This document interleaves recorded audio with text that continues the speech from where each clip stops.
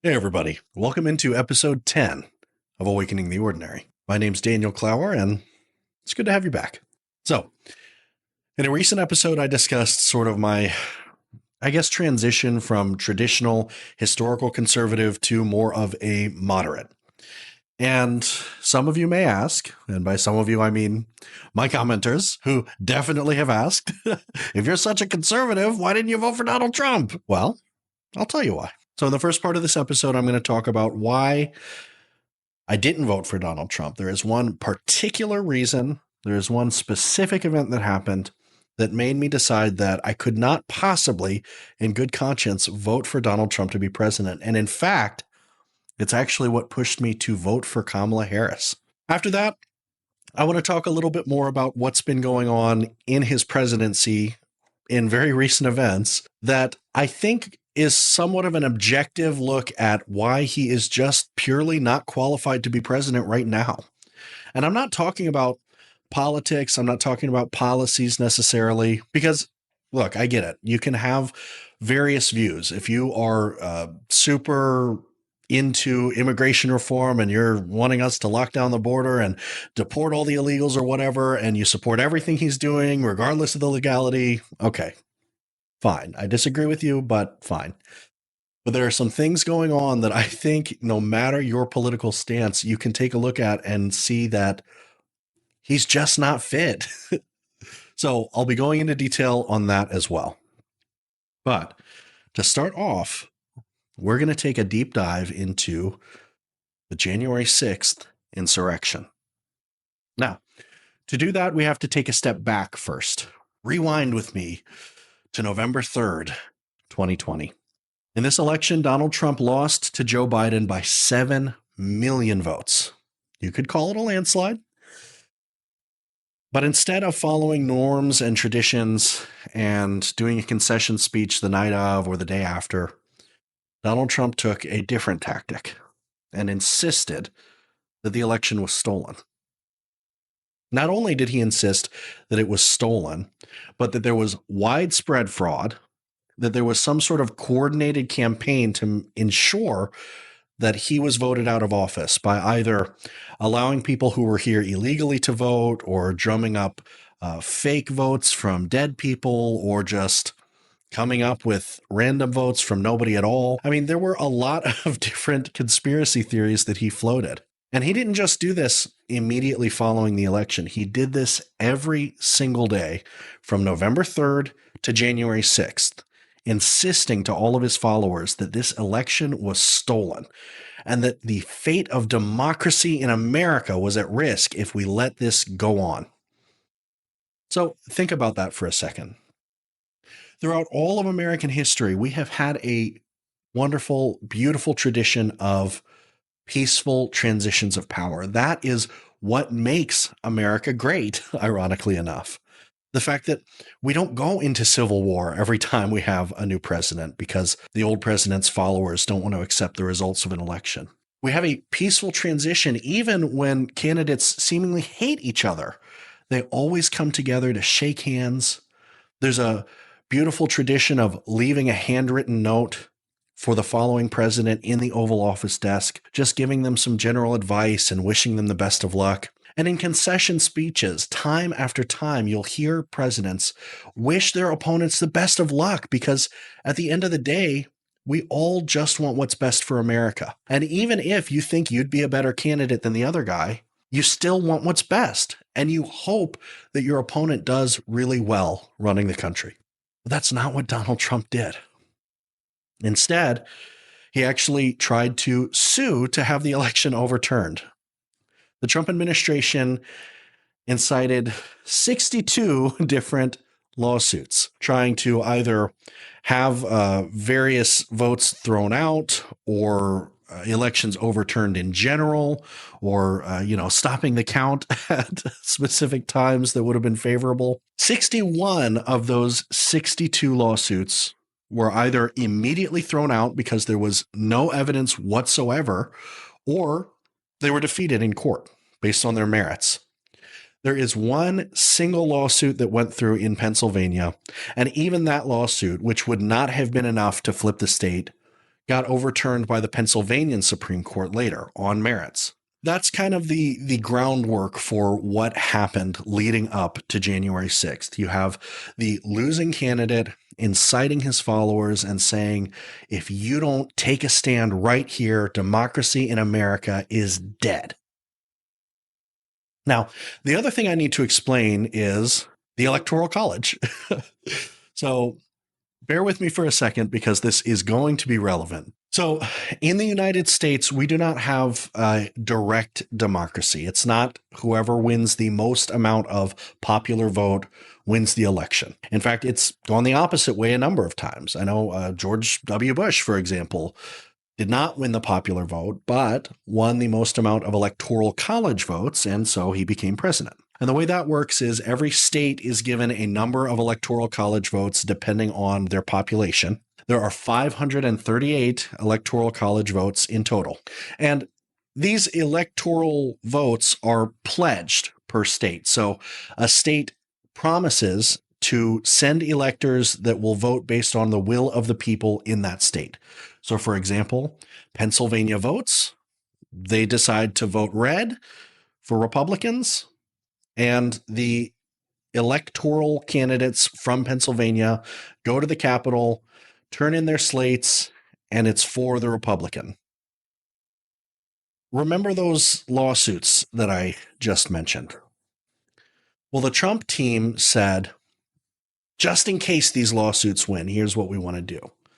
We want to go ahead and set up an alternate slate of electors. The 7 swing states, they went ahead and got together a group of people who were ready and waiting to turn in votes for Donald Trump to be president instead of Joe Biden, even though Joe Biden won those states, because they said if our lawsuits win and Donald Trump then kind of retroactively wins these states, we need people ready to turn in their electoral college votes, right? Makes sense. That was not the full story. There was actually an insidious plot to perform a literal coup d'etat in the waiting. See, Trump's grand plan was that on January 6th, when the election was supposed to be ratified, he was going to have Mike Pence decline the electoral college votes from those 7 swing states. And instead, he was going to accept the electoral college votes from the alternate electors. That's why this is called the fake electors scheme.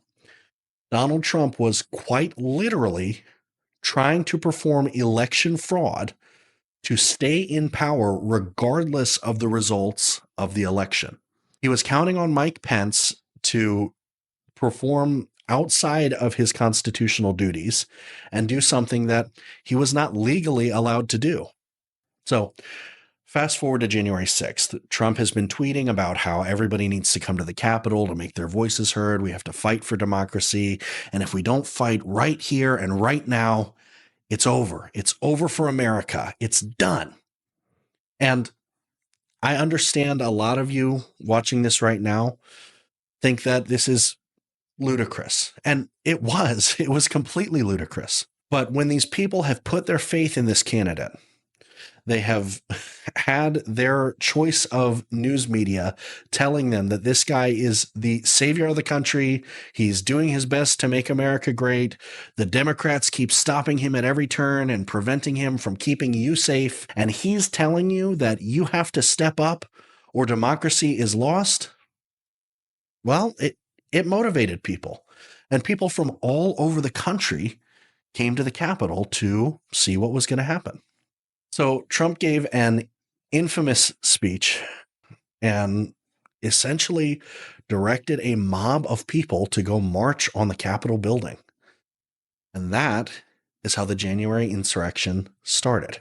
So you'll hear disagreement on how many people died due to this, how many people got injured due to this, if anybody got hurt at all. And part of the reason he did this was to intimidate Mike Pence and Republican and Democratic congressmen to essentially bend to his will. Even though everybody knew that Donald Trump lost, it was proven in court that he lost. He wanted to impose his will on American democracy through violence and through intimidation. So he sent an army of his most loyal followers to go march on the Capitol and intimidate the congressman and break things and hurt people. There is some disagreement about how many people got hurt during this insurrection attempt. If you ask a lot of MAGA people, they will say that the only person who died was one Ashley Babbitt. She got shot attempting to storm the Capitol after she was warned multiple times not to. She tried to climb through a window in a room where they were currently evacuating congressmen, and she was shot in the arm. She ended up dying from that gunshot wound. But there were actually a few other people who died on that day and in the following days as well. But in fact, there are a total of 7 people who ended up losing their lives either on that day or in the days following that are at least somewhat linked to the event. And I want to review those for you now. So I already talked about Ashley Babbitt and how she died due to a gunshot wound. Unfortunately, she was tricked by a con man into trying to storm the Capitol, into thinking that she was serving her country. And in exchange, she died. And she did not die a heroic death. She did not die fighting for her country. She died fighting for a con man who could not give less of a crap about her. There are also 3 other Trump supporters who died that day. Roseanne Boyland was another Trump supporter who died that day. Initial reports were that she died due to being trampled, but a coroner's investigation found that she actually overdosed on amphetamines the day of the attack. Now, whether or not you want to blame the insurrection directly or not is completely up to you. I personally don't think that if she never showed up to this January 6th insurrection, she would have overdosed on amphetamines that day. 2 other Trump supporters died that day as well from heart attack and a stroke, respectively. And again, if you want to argue that that absolutely would have happened regardless of their participation or not, that's fine. But Kevin Greeson and Benjamin Phillips were 2 men, aged 55 and 50, respectively, who died of a heart attack and a stroke on that day. Again, I personally believe that maybe if they had not been caught up in the kerfuffle of invading their own capital, they wouldn't have died that day. But there's no way of knowing. Now, on the other side of the issue, there were also some police that died. And I just want to emphasize here, Republicans have always said that they pride themselves on supporting the boys in blue, the thin blue line. They say that they respect law and order, they respect police. They kneel for cops. But at the end of the day, in this insurrection attempt, Trump supporters were fighting police officers. They were hurting them. There were over 130 Capitol Police that sustained injuries that day. And it was, frankly, brutal. If you have the stomach for it, I highly encourage you to just do a quick search for the Vice documentary on the January 6th insurrection. It's got footage from the ground and news footage from Fox News on what was happening that day. And it shows the rioters were attacking police. They were shoving them. They were hitting them with pipes. They were spraying them with pepper spray. They were throwing bricks at them. It was brutal. They were genuinely engaging in street warfare on these police. So regardless of your stance on Trump, if you're a Republican, if you're a Democrat, if you're conservative, if you respect law enforcement at all, if that's part of your ethos, if you appreciate the thin blue line, I do not see how you can possibly support a man who incited a riot that led to so many police injuries and, yes, even deaths. See, MAGA likes to claim that no police were injured or definitely killed due to the events of January 6th, but that's just not true. There were 3 law enforcement officials that have had their deaths directly related to the January 6th insurrection. Their deaths were ruled completely caused by these events. The first was Officer Brian Sicknick. He was 42 years old. And on January 7th, after being pepper sprayed violently and beaten on January 6th, he died due to 2 strokes. Now, if you want to claim that a 42-year-old man just randomly happened to have 2 strokes the day after he was pepper sprayed and violently beaten, and those 2 issues are entirely unrelated, that's on you. You can go through whatever mental gymnastics you want to go through. But Brian Sicknick died because Donald Trump decided he could not give up the seat of the presidency without a fight. The next officer who passed away from the events of January 6th was Officer Howard Liebengood. And he actually passed away 3 days later on January 9th from his own hand. An extensive psychiatric evaluation was conducted, and it was determined that his death was entirely caused due to stressors of the insurrection attempt, the violence that he experienced. In November 2022, it was finally ruled that his suicide was a line of duty death because it happened due to this insurrection attempt. The people that he had sworn to serve and protect turned on him for the sake of a con man grifter who refused to follow electoral norms and cede power peacefully. Finally, we have the death of Officer Jeffrey Smith.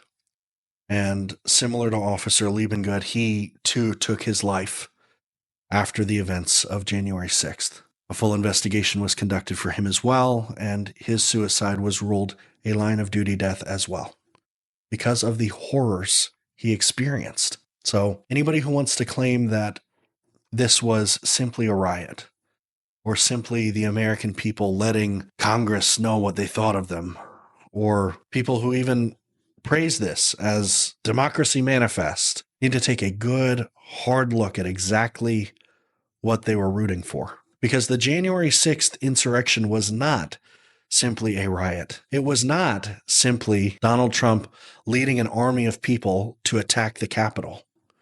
There was an insidious plot on the back end to have democracy overturned through fake electors. I don't think people understand just how close we were to a genuine dictatorship. Mike Pence, to his credit, showed himself to be a patriot that day. Regardless of the attacks from Donald Trump, the vitriol spewed at him on Twitter from the sitting president, he insisted on performing his duties. See, at one point, FBI handlers were sent to shuffle Mike Pence into a car, an armored limousine. And the idea was that once he got in that limousine, they were going to drive off so that he could not certify the election and ratify the fact that Joe Biden won. Mike Pence stood his ground. There's a quote here when Mike Pence was talking to Tim Gables, the lead agent in charge of his security, where Tim was asking him to step into the limousine. He said, "I'm not getting in the car, Tim. I trust you, Tim, but you're not driving the car. If I get in that vehicle, you guys are taking off. I'm not getting in that car." He knew that if he got in that car, he was going to be driven somewhere and held so that he could not perform his duties. The Secret Service was literally planning on essentially kidnapping him and keeping him from ratifying a free and fair election. So again, I need to emphasize this was not just some riot. This was not a bunch of MAGA people working independently or even under the direction of Donald Trump. This was the literal deep state working to get a free and fair election overturned. This is what the MAGA people are always saying they're fighting against. The deep state, the swamp, the stolen election, everything that they are complaining about fighting against is what they tried to do on January 6th. And to this day, regardless of the facts, regardless of the fact that every single court case has been turned down, Donald Trump insists that he won that election. with no proof, nothing other than his feelings. Well, Donald Trump, I'm sorry to say, facts don't care about your feelings. You lost. And if anybody here thinks that he didn't lose, I challenge you to look into the record. There was an extensive investigation done. It's all open because that's what a democracy is all about. Open, free, and fair elections where you can verify the results, where you can see the results of the court cases. You can look into the records yourself. So I challenge you, if this whole time you have never actually looked into what happened, if this is your first time hearing the details of the fake electors scheme, I sincerely challenge you to just take an hour. Do some research. It matters. You should care about your country enough to be informed on who you're voting for. I could not vote for Donald Trump in good conscience after the events of January 6th. And not only did it push me to not vote for him, it pushed me to vote for anybody who could possibly beat him, because he showed that he does not respect democracy. He does not respect rule of law. And he was willing to use the deep state that he was running at the time to impose his will. Okay, so enough about January 6th. I think I made my point here. I would love to hear from you in the comments below if you have any different perspective on it. Again, the record is pretty clear. So if you're crying fake news, then just do some research yourself, and I think you'll find that everything I talked about is factual and accurate. But now I want to talk more about what is ongoing right now that makes me feel like Donald Trump is just unqualified to be the sitting president currently. He's just not all there. See, for the past few years, Republicans were talking about how Joe Biden had dementia. He had Alzheimer's. He couldn't speak in complete sentences. He didn't understand what was going on around him. He only listened to his handlers, and he wasn't even really the president because his cabinet was running everything for him, or his wife. Well, just like how Donald Trump was projecting when it came to talking about the fake election and stealing the vote and yada, yada, yada, that's going on again. Because I'm telling you, that guy is not all there. Let's take a look at this first clip. He wasn't a member of a gang. And then they looked, and on his knuckles, he had MS-13. There's a dispute. Well, wait a minute. He had MS-13 on his knuckles tattooed. Oh, he had some tattoos that are interpreted that way. But let's move on. Wait a minute. Hey, Terry. He did not have the letter MS-13. It says MS-13. Yeah, that was Photoshopped. So let me That was Photoshopped. Terry, you can't do that. Hey, they're giving you the big break of a lifetime. You know, you're doing the interview. I picked you because, frankly, I never heard of you, but that's okay. But I picked you, Terry. But you're not being very nice. He had MS-13 tattooed. We'll agree to disagree. I want to move on to something else. Terry, do you want me to show you the picture? I saw the picture. And you think it was Photoshop? Well, here we go. Don't Photoshop it. Go look at his hand. He had MS-13. He did have tattoos that can be interpreted that way. I'm not an expert on them. I want to turn to Ukraine. No, Terry, I want to get to Ukraine. No. He had MS as clear as you can be, not interpreted. This is why people no longer believe the news, because when it's he was fake photographed news. in El Salvador, they aren't there. But let's just go. They aren't there when he's in El Salvador. They weren't there, but they're there now, right? No, but they're there in now. your picture. Terry, Ukraine, sir. He's got MS-13 on his knuckles. All right. Okay, Well, we'll take a look. You do such a disservice. We'll take a look at that, sir. Why don't you just say, yes, he does, and, go on to something else? It's contested. It's contested. You're not being very nice, Terry. Okay. All right, I'm going to put up a picture here of the photograph that he was talking about.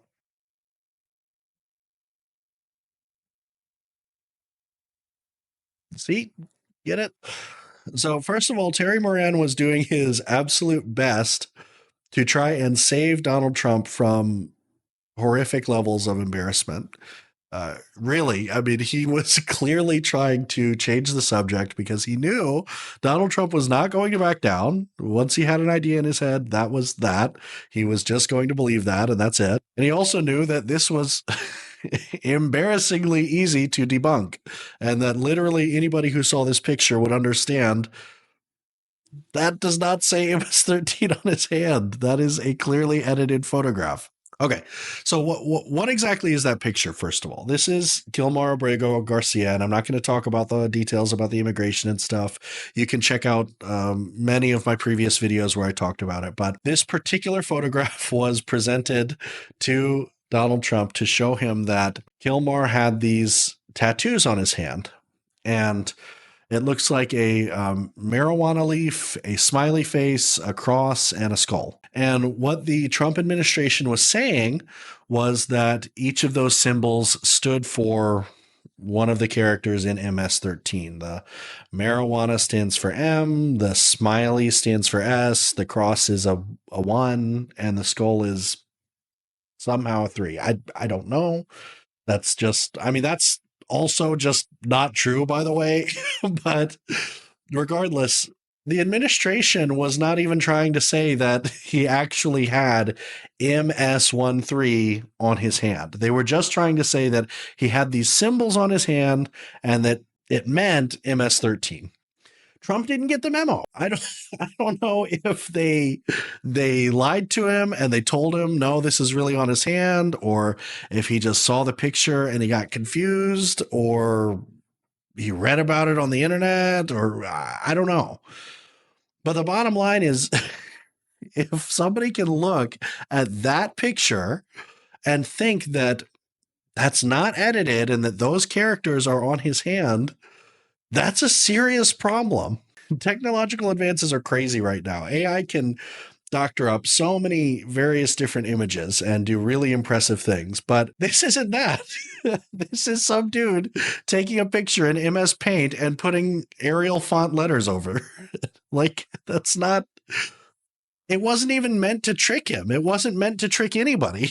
He's just not understanding what's going on. He doesn't get it. So the options are either, one, maybe Trump is just lying. Maybe he doesn't believe this, and he's just lying about it because he thinks it helps him make his case. But that's obviously not a good thing, right? If your president is going to go on TV and just blatantly lie to you, that's not a good thing, and that should be disqualifying, especially over something as dumb as this. One immigration case for one specific person. Why would you go on a nationally televised interview and tell a blatant lie like that? That is so easily disproven. The second possibility is that he really is just addled in the brain and he doesn't understand what's going on. He saw the picture and he can't tell the difference between edited characters on a photograph versus what's actually in the photograph, something that I think anybody under the age of, 65 could probably do extraordinarily easily. And that's also disqualifying. It would be a serious problem if the sitting president of the United States was so not there that he just couldn't even tell a picture was edited. Like, this is beyond just simply flubbing your words or saying something incorrectly. This is looking at an obviously fake picture and thinking it's real. It's like scrolling through Facebook and seeing those edited AI pictures of people making things out of bananas or whatever and deciding, yeah, that's real. I want to like and share. It would not be good if our sitting president was so addled in that sense, because it would mean that he could be so easily taken advantage of. He could be tricked into just about anything.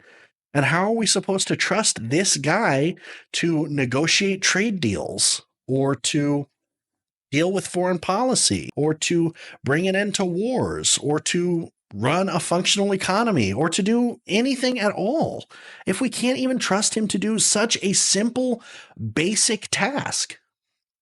And then the final option is, okay, maybe he's not lying. because he actually genuinely believes it. And maybe he's not addled in the brain. Maybe he sees that and thinks, yeah, maybe that does kind of look edited. Maybe he's got somebody in his ear who is lying to him that he trusts. Maybe Stephen Miller worm-tongued his way up to the Oval Office and is whispering in his ear that, no, I know it looks fake. I know it looks fake, but it's totally real. Trust me. You just got to trust me. At that point, that would also be terribly disqualifying because he has let himself be tricked by his advisors into believing an obviously false lie. So all the complaints about how Joe Biden wasn't really the president because his wife was running everything or his cabinet was running everything would be exactly what's happening right now, where Trump's advisors or cabinet or whoever are whispering crazy things in his ear that he's just taking at face value and believing and running with it, in which case you can't trust that guy to be president. So it's amazing to me how this one interview just so keenly highlighted all of the reasons why it doesn't matter where you stand politically. It doesn't matter if you're conservative. It doesn't matter if you support everything he's done so far. You should not be okay with this guy being the president. He is not there. He is not put together anymore. He's got some kind of degradation going on where he is either not understanding very simple facts behind photo editing, or he's lying to you blatantly, or he's believing his administrative staff, which is lying to him blatantly. Like, there is no good answer. And genuinely, if you are a MAGA person, if you support him after seeing an interview like this, I gotta know why. I mean, for real, I do not understand it. It makes zero sense to me. Please help me understand. Okay. The next thing I want to talk about is this question that he answered about Alcatraz. So let's take a look at that clip here. How did you decide to reopen Alcatraz? Can you walk us through that decision? Did I say what? To reopen Alcatraz, how will you use it? How did you come up with the idea? Well, I guess I was supposed to be a movie maker. We started with the movie making and we'll end. I mean, it represents something very strong, very powerful in terms of law and order. Our country needs law and order. Alcatraz is, I would say, the ultimate, right? Alcatraz, Sing Sing and Alcatraz, the movies. But it's right now a museum, believe it or not. A lot of people go there. It housed the most violent criminals in the world, and nobody ever escaped. One person almost got there, but they, as you know the story, they found his clothing rather badly ripped up, and it was a lot of shark bites, a lot of problems. Nobody's ever escaped from Alcatraz, and just represented something strong having to do with law and order. We need law and order in this country, and so we're going to look at it. Some of the people up here are going to be working very hard on that, and we had a little conversation. I think it's going to be very interesting. We'll see if we can bring it back in large form, add a lot. But I think it represents something. Right now, it's a big hulk that's sitting there rusting and rotting. You look at it, it's sort of, you saw that picture that was put out. It's sort of amazing.